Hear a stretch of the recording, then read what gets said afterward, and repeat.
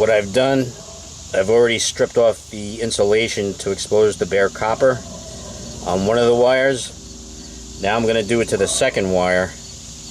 I'm just using a wire stripper, and on the wire stripper I'm at 18 gauge. I don't know if you can see that, 18 gauge, because the wire on the connector is 18 gauge. So all you want to do is put it in the wire stripper at 18 gauge and just work it around a little bit, and then make sure you get a firm grasp on this piece of wire. Hold on to that tight and then just pull and it'll come right off. And now what you want to do with the exposed copper is just gently twist it,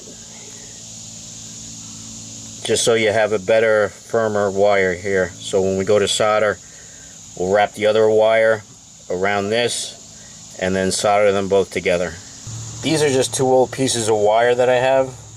All you're going to do is take the two pieces, kind of make like an X, and just twist each piece around, just so you get a good connection.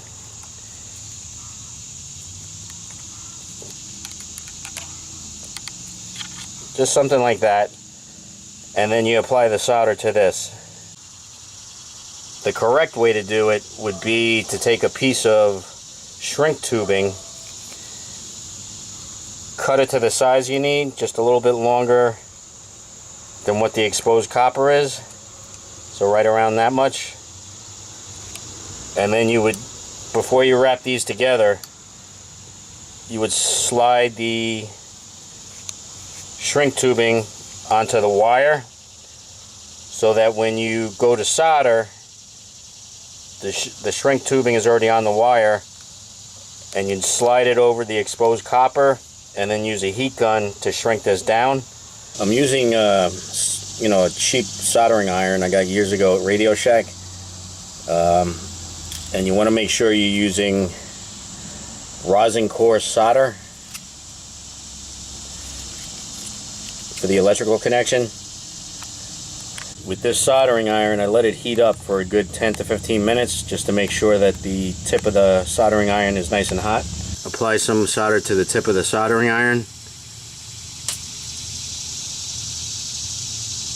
and then just hold the solder above the wire and just cover the copper with the solder. If your soldering iron's hot enough, it'll come right off the solder